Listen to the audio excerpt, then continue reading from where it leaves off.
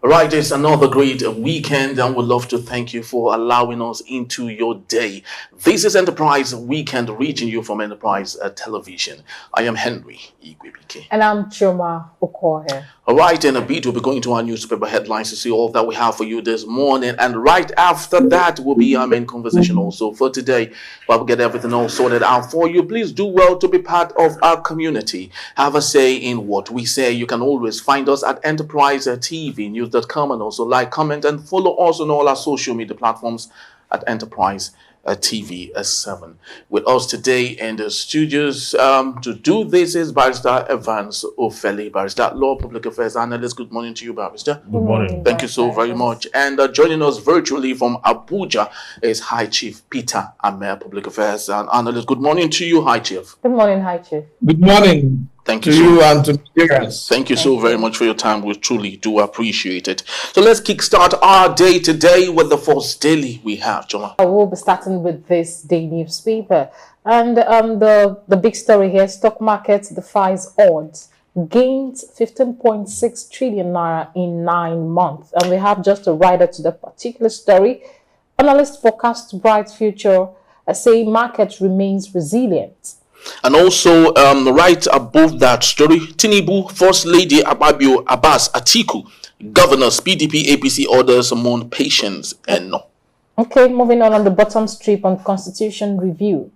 Draft bill ready December 2025. Senate panel reviews. And also on the top strip of the same newspaper, we have Bagudu. US citizens also facing cost of a living. We have two writers there. Urges Nigerians to be patient with Tinubu. And Yerima says banditry test from God. Now we have it authoritatively from the same newspaper that the Minister of Budget and National Planning, Senator Abubakar Atiku Bagudu, has urged the Nigerians to celebrate the country's 64th anniversary and not to be despondent by the prevailing economic hardship biting the country. He also noted that citizens from other countries, particularly the United Kingdom and the United States, are passing through similar harrowing phases Nigerians are experiencing. Hi, Chief Peter Ahmed. What do you make of that particular statement from the Minister of Budget and Planning? I think the Minister of Budget and Planning is not getting it right. When you do comparative analysis, you must do it based on every other side. The level of governance that you have gotten in the UK and America is not the level of the governance and development that we have attained. And the purchasing power there too, to the dollar is not the same thing, pounds, the same thing with Nigeria. What we are saying is that Nigeria is an important and a non-productive economy. And if the Minister of Budget must look inward, they must look that our problems were not caused by this. It is caused by impulsive and irrational policy decisions that this government has ushered into power. But if our decline has been consistent since 2015. In 2015, when people got office, I had a car. I fill it with about 20-something thousand naira. Today it's now 100,000 naira. Wow. So you can't compare these things where policy does not match action. One action does not, match policies. In this list, there's an attempt. There's a genuine attempt to resolve the whatever crisis or whatever shortfall that exists. In our own case, government is not working hard, to look at the short side and shortfall of the Nigerian downtown of the Nigerian economy. Rather, government has engaged in spending on luxuries and making sure that those in government are comfortable while those outside continue to tighten their belt. These are the two situations, and I don't think they are comparable. Okay, thank you, High Chief. Barrister Evans Ofeli. I want to pick up the word of Yerima saying that banditry tests from God. Now, should our leaders most times bring in religion when they are not sitting up and doing the right thing they are meant to do, especially when they are not delivering on the promise and coming out as leaders to lead the country? That's lying in the name of God, or that's dragging God into a self-inflicted hardship. It couldn't have been tested by God or tested from God. The reason for this banditry is long deprivation, poverty, and allowing people to steal from the state. How did it start? It started from gold mining. Okay. where some persons, took arms.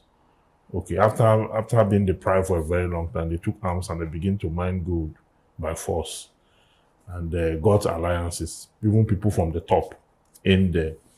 You can see that the current Minister for State for Defense and the current Governor of Zamfara State, you can see the rift between them, where they have exposed so much about the creation of banditry. So the people who created it are very much before us in our eyes.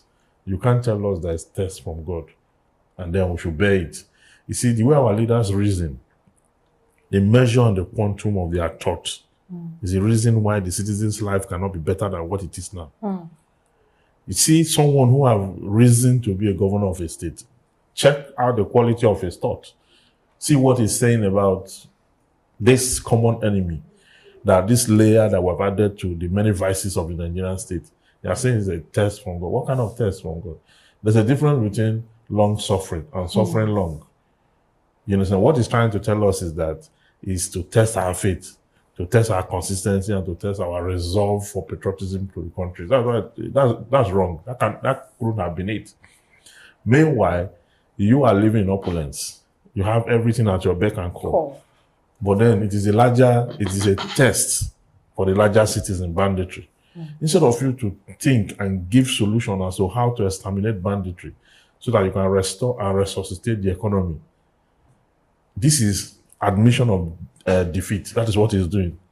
He's asking us to resign to faith that this thing is not just happening, it's God that is orchestrating it. But I might not. Yes, a crooked way to think. Yes, we might not want to hold brief for him, but a man cannot be exfoliated from his own faith. Yes. Knowing the way religion is practiced in the northern part of Nigeria, they have this strong belief of what they have in the faith. So how can we decipher that from reality? Knowing that one is very so connected to his faith and believe that anything that happens to him is from God. A man can be wrong with his faith. Yes, you can be wrong with your faith because, you see, faith that is sin is not faith. If I have something, just like Paul the Apostle said, if I have something, I do not need to believe in having it. You understand? You have seen the causes, the remote and immediate causes, the cause and effect of what is going on. You know that this thing sprang out from criminality, okay, from terrorism. And then you are saying there's a test from God. I said a man can be wrong with his faith because part of what people can believe anything across religion. You can believe whatever you want to believe, but it does not guarantee the fact that what you believe is the truth. It's not guaranteed that thing you are telling us as an expression of your faith is the truth. You understand? So I will not sit down here and absorb that kind of thought from a leader. He has missed it completely. He's misdirected himself and his audience by saying that. But there are people who will believe him too. There are people who will believe him and then stay with it. That's why they say that religion is the opium of the masses. Karl Marx says so. When leaders want to deflect and give excuse to keep the people quiet, they use things like that. That's why Oscar Wilde said religion is the reason the poor will not kill the rich. Because the rich will sprinkle religion on situations.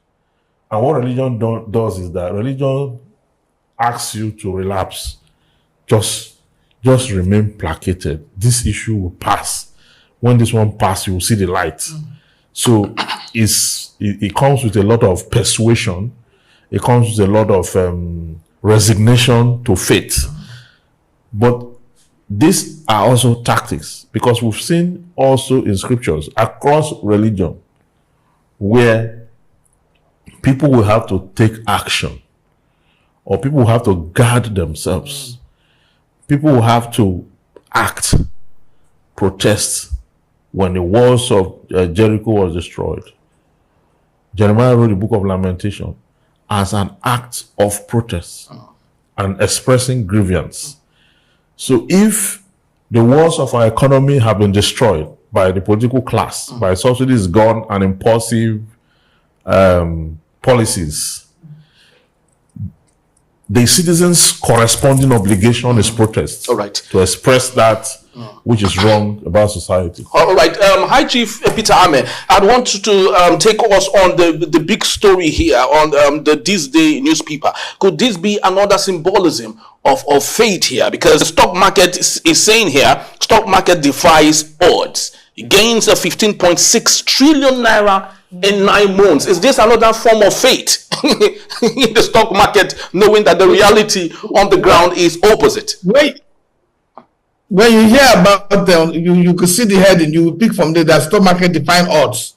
That despite the prevailing economic situation, despite the inability of governance to do proper put up proper economic policy to balance, the resilience of the Nigerian industrialists, economists, and those investors have kept on pushing. Nigeria is a blessed country, where all it takes to become the superpower of the world. We need the land, we need resources that are available here is enough to take Nigeria to beyond the current trajectory. But yes, the odds does not favor the stock market, but the stock market is doing very well, and that should be that commendation should be given to the private sector for what level the economy in the Nigerian economy, despite all the challenges before our economy in the recent time. So we will continue to ask that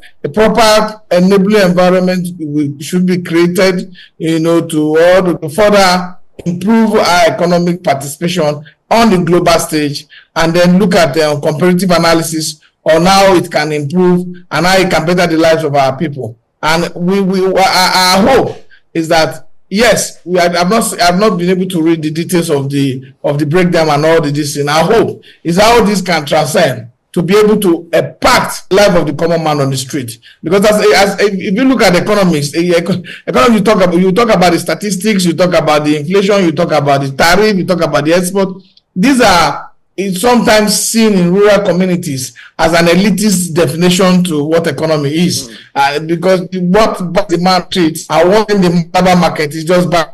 People go in with cash, people come out with goods. What supply and sustain our market is buying and selling. People go in cash and people come out with goods. Then you look at our road in the stock market, investment and progress is the communal sense of living. So we must know that there's more work to be done in trying to make sure that whatever economic progress that is being made is driven down to the grassroots and help to make our lives, the lives of our people, more economically stable and progressive. All right, beautiful. All right, so let's get into our next daily here, a Punch newspaper that is.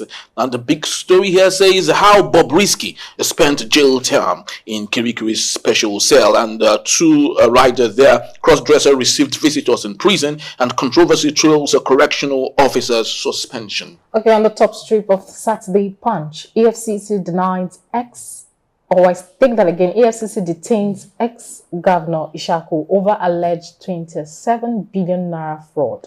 And also on the bottom strip of the same newspaper, why I am seen as anti-Igbo, and that's coming from Joe Igbokwe. And still on the top strip, Lagos Ogun residents as Oyan Dam plans water release. Details are on page 10. Right, a very funny one here. Nigerian women embrace sex toys amid marital struggle. Well, let's get into the other news here. EFCC detains ex-governor Ishaku over alleged 27 billion naira of fraud. Hi, Chief Ame.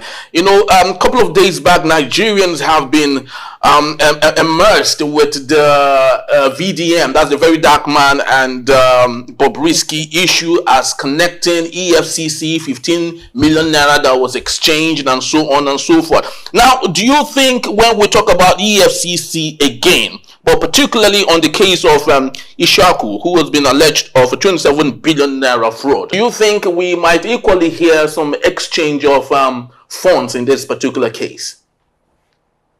For me, I look at the bigger picture.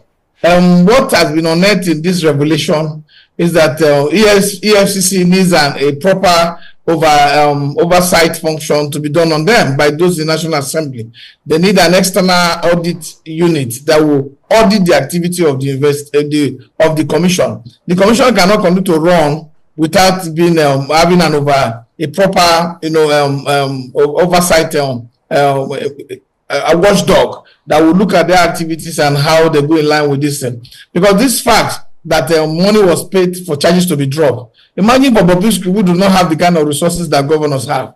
Imagine for Bobrisky, who do not have the kind of resources that past elected officials, governors, senators, and all that have, could go about to be able to, influence such dropping of charges on his case. You can imagine what has been going on there. So, and that also shows that the reason for the lack of success that Nigeria have not been able to achieve, in the anti-corruption fight, that means there's a dog inside the EFCC that is backing and then also getting fed. So we need a situation where we would do a proper watchdog investigation and look at cases in the past. And this is just to set up put up lawyers and all that thing and set up inquiry, to look at general cases and general, well-being of the commission, because corruption is a major issue when Nigeria is not progressing. A major issue, a major contributor to our lack of growth, to our lack of development, to our lack of prosperity. So if we do anything that will make sure that we share more light to make sure that these corrupt practices and corrupt agents within the commission are brought to book, then it will be better for our nation, because EFCC is not doing. Thank you. Yeah, go on. No, sorry, go on. EFCC it has a specific function. Unlike the Nigerian police that investigate matters, EFCC is specific to this anti-corruption crusade, and it was created based on certain recommendation from international communities when we were looking for how to look for debt relief during Obasanjo days. These are some of the conditions that were brought, that you create procurement procurement unit, you create anti-corruption policies, so that they will know that the money that will be returned will be properly protected by some of these. And if the FCC is such a small case, then there's a bigger fish for us to fry. It is for us to now investigate further, to get lawyers, whether from the Nigerian Bar Association and other anti-corruption crusaders, and put them on the board and let them go through these issues one by one, because you cannot clean your own self, and you can't sit on your own matter and expect for us to see that you will do it justistably, and treat the issues right. So EFCC is very important, and we must get it right. It is painful that this is happening. It is painful that we are not hearing much, and we must compare it to what the correctional, the prison they have done. They have been able to suspend people, and before they can look into the case. As we speak today, EFCC is not communicating enough. They are not telling us those who are involved. They are not telling us those who should be suspended, and they are not attempting to show us that there's an attempt to suspend people. You could make bogus statement that this matter will be looked into. This is the kind of statement that has been made since 1914, when Nigeria was amalgamated, that these issues will be looked into, and they will never get any report back. So it is important that we get down to the bottom of this kind of act that is drawing Nigeria and putting Nigeria where it should not be. Thank you, High Chief. Thank you, High Chief. Barrister Evans Philly. Now, they're still on the case of Yahaya Bello that's still yet to make headway, and now the Ogun State governor is coming up.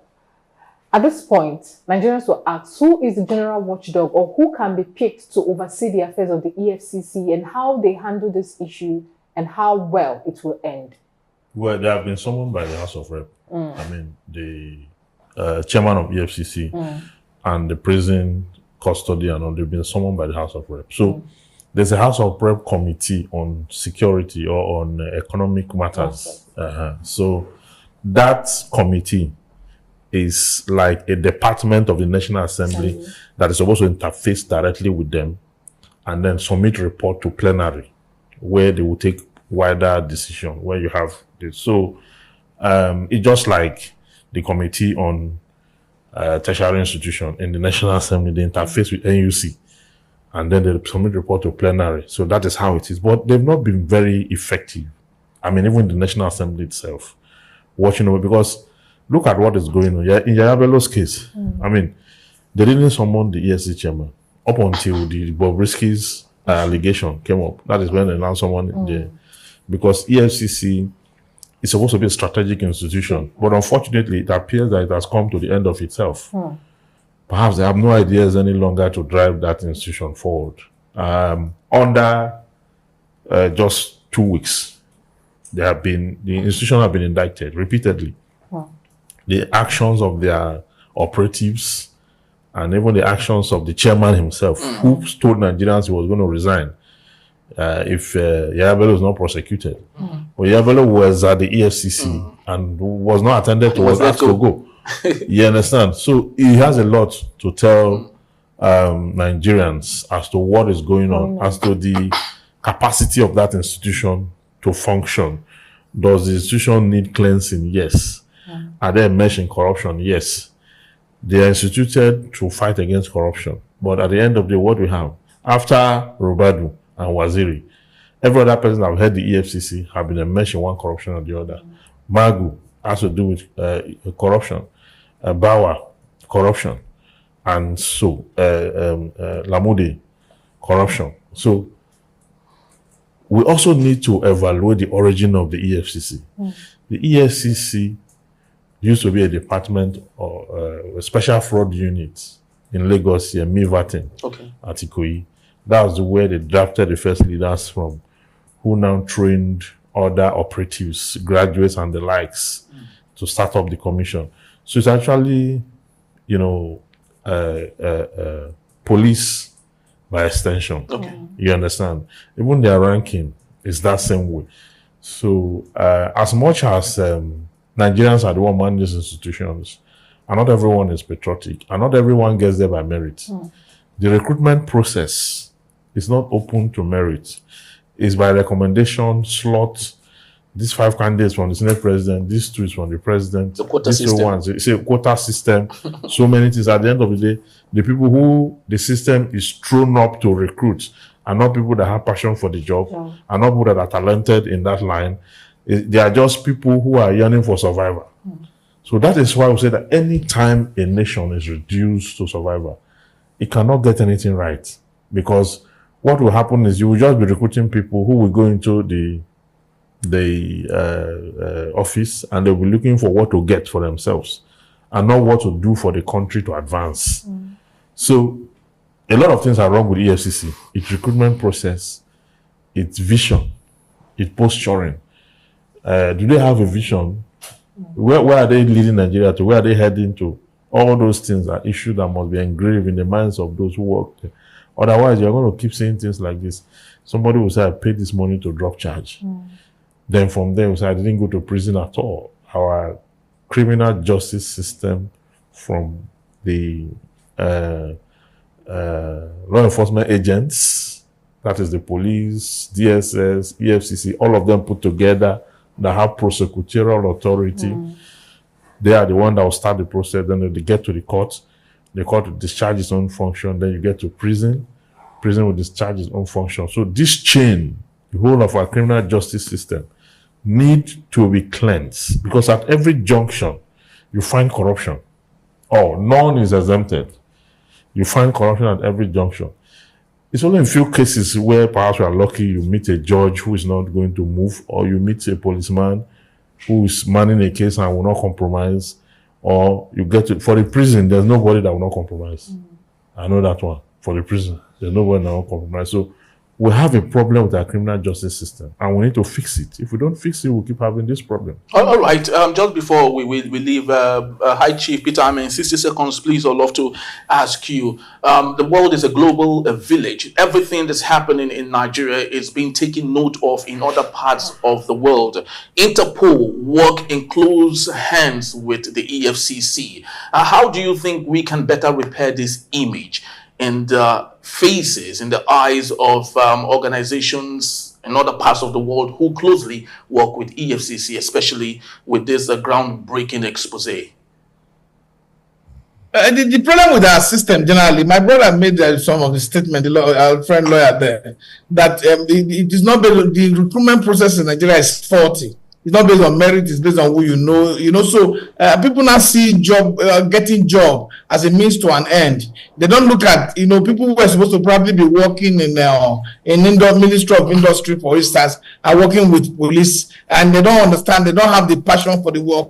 They don't have a conviction that this work will bring change the life of Nigerians. That this is our own turn. They stole 2 billion. They gave me 100 million. I can go and build my own house. We must restructure our own system in the sense that merit, competence, and ability, and capacity, becomes the only source of discussion, for people to get job, for people to get promoted, for people to be placed in a particular ministry or department. So we must look at region and because that's in Nigeria back. And it's really giving a problem to our place. But I would like to make a statement about Yaya Bello. Yaya Bello is playing a media game with everybody. And that's the truth. He's my governor from Kogi State. He's playing a major media game with everybody. And with the resources with their hand and the data boys that they have on social media, they are trying all the best to try to make EFCC look bad. We know where EFCC is going wrong. We know EFCC have not been able to, do certain things. And he has the government, he stays in government house that's protected by immunity. But we cannot, the government, the presidency himself, who wants the international community to see them differently, must also make sure that since the Nigerian police are under their authority, they must look for a way to make sure that anybody who has immunity and decide to use this immunity to cover those who have, taken Nigerian resources, that immunity should not be sacrosanct. It should also be subjected to Section 45 of the Constitution, because your right does not involve